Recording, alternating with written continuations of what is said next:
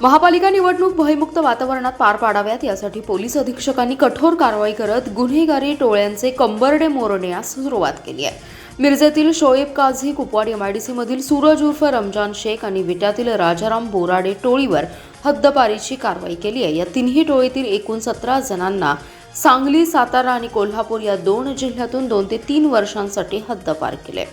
हद्दपार केलेल्यांमध्ये मिरजेतील अजित पवार राष्ट्रवादीचा उमेदवार आझम काझी याचा समावेश आहे। हद्दपार केलेल्यांमध्ये मिरजेतील काझी टोळीचा प्रमुख शोएब उर्फ मोहम्मद युसुफ साहेब पीर चमन मलिक काझी, नितीन उर्फ साहेब पीर चमन मलिक काझी, अक्रम मोहम्मद काझी, रमेश अशोक गुंजिरे, असलम मोहम्मद काझी,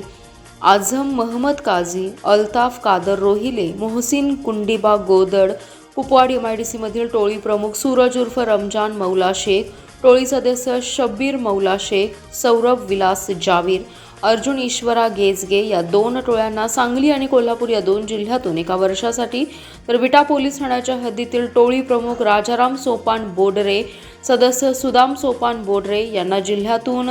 6 महिन्यांसाठी, तर आटपाडी पोलीस ठाण्याच्या टोळीतील प्रमुख जितेंद्र उर्फ जिचा दगडू काळे, रोहित किशोर पवार, तोट्या उर्फ अक्षय जितेंद्र काळे यांना सांगली, सोलापूर आणि सातारा जिल्ह्यातून 2 वर्षांसाठी हद्दपारीची कारवाई केली आहे। मिरजेतील काझी टोळीवर 2006 ते 2025 या कालावधीत